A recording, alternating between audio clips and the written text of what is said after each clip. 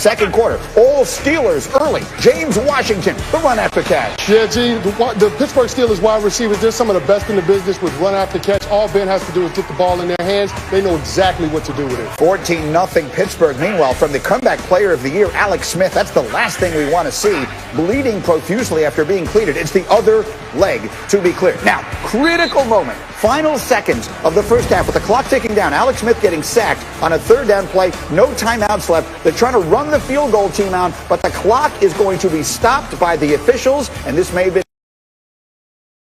sneaky from Alex Smith. Yeah, this is a sneaky good veteran move by Alex Smith. Realizes that he doesn't have any timeouts left, and if they use the ball that's in play, they're probably not going to be able to get the field goal off. So he jogs off with the football. They got to stop the clock to get the K-ball in. They get points before the half. Yeah, take a look. Ron Rivera's yelling. Everybody's yelling, but we're going to show it to you here. Watch Alex Smith. Again, sneaky veteran move. The official is saying, give me the ball. Alex Smith is saying, I got other ideas. He takes that one himself. They have to call. Look, he's laughing. He knows exactly what he's doing. Tomlin knows what he's doing, and in the end, it results in 3 critical points. Dustin Hopkins, 49 yards. It's up. It's good. 14-3 at the half. A little momentum shift. Now, opening drive of the third. Smith, watch Cam Sims. This might have been the biggest play for the Washington football team in this game. And don't just take my word for it. Mike Tomlin talked about this after the game. He felt like it was a real turning point. 30 yards on the catch and run. A big first down, and that would lead to this. How about Logan Thomas to the 1? Yeah, a converted quarterback out of college. And Logan Thomas,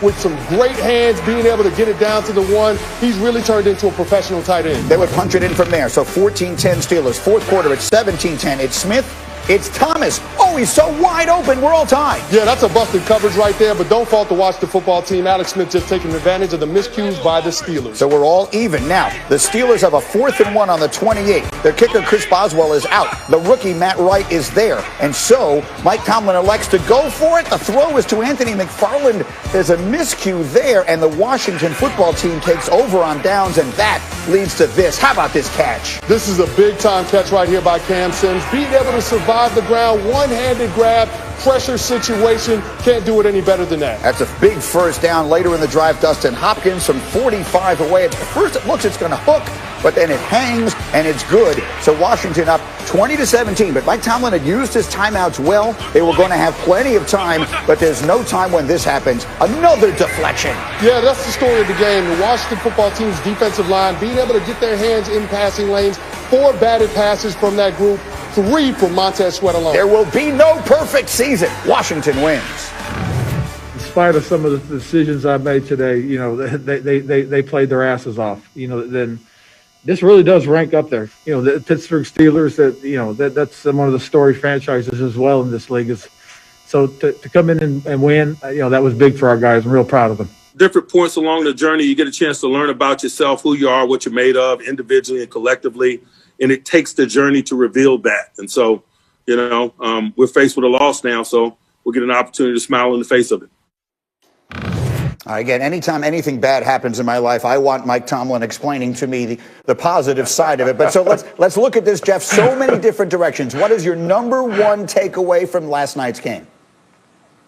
It was a perfect storm against the Steelers. I mean, ultimately, this team, they never established the run, Greeny. They get down. They have a chance to win the game on a third down. They decide to throw it on the 3rd and 4th down. I don't like that either. If you're going to go for it, you know you're not going to kick the field goal. At least give them one shot at trying to run the thing in, and then they missed to McFarland down the sideline. Just kind of a frustrating turn of events if you're a Steelers fan. But again, this whole thing will sit there. Washington the football team has a very good defensive front, and they just outplayed Pittsburgh. And for the second game in a row, Greg, the Steelers with a lot of drops, a lot of mistakes. It almost cost them on Wednesday against Baltimore, and last night it did. It's amazing, Greeny. I mean, for an organization that is among the best in the NFL at developing wide receivers, why is it that they continue to leave so many plays on the field? Last night, 7 drops. 7. That's the most by a Steelers team in 15 years. That's the most by any team in the NFL this year. They now, on the season, with 1 loss, it's amazing, they have 31 drops. The next closest team in the NFL has 21. They're 10 clear of the number on the team that's coming right now in second in regards to drops. They just can't leave those plays on the field when going against top-level competition. And so let's talk a little bit about the circumstance. I'm fond of this phrase. Some things are excuses. Other things are reasons, okay? The Washington football team had 11 days between games, Jeff, Saturday. The Steelers had 5. And Hambo sent me this note. The Steelers are the first team in 50 years to play a game with that level of disparity in the schedule. Do you believe that was a factor last night? Absolutely, I believe it's a factor. And listen, you saw the Steelers, they talked about the frustration with the Ravens game leading up to it, the game getting moved and moved, all the distractions. Listen, we've never seen what's going on. And for these types of events to continue to get moving, it's definitely the frustration was there. But ultimately, Greeny, in my mind, this goes back to the run game and being able to establish it. Mike Tomlin understands you have to be physical in football. Right now, they're not a physical football team, and they got exposed against the Ravens and against Washington last night. All right, so Chris Canty, let me come to you, because let's give credit where it's due.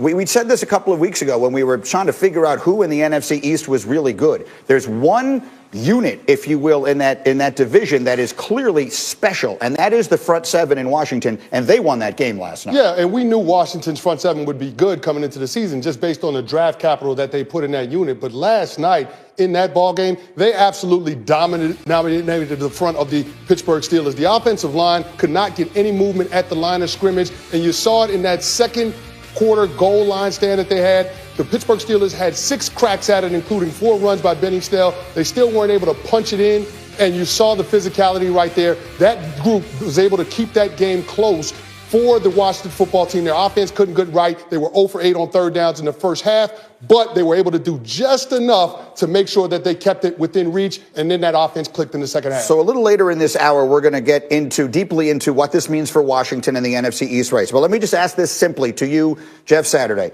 The Steelers are 29th in the league in rushing.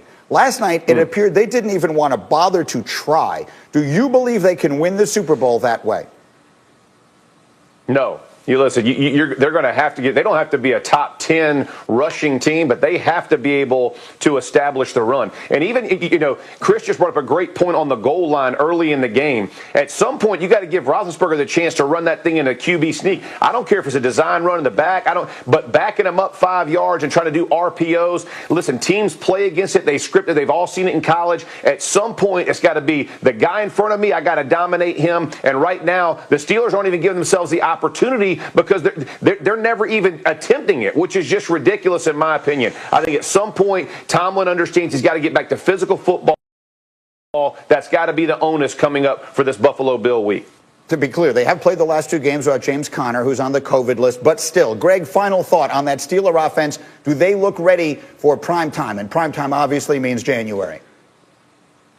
They got to start adjusting to what they're giving people. They're becoming a little predictable, guys. Against Baltimore, Chris just referenced the fact that there were 4 tip passes in the game. Against Baltimore, they threw the ball under 2.5 seconds 37 times. So we now know, hey, we might not be able to rush Ben Roethlisberger. Let's get the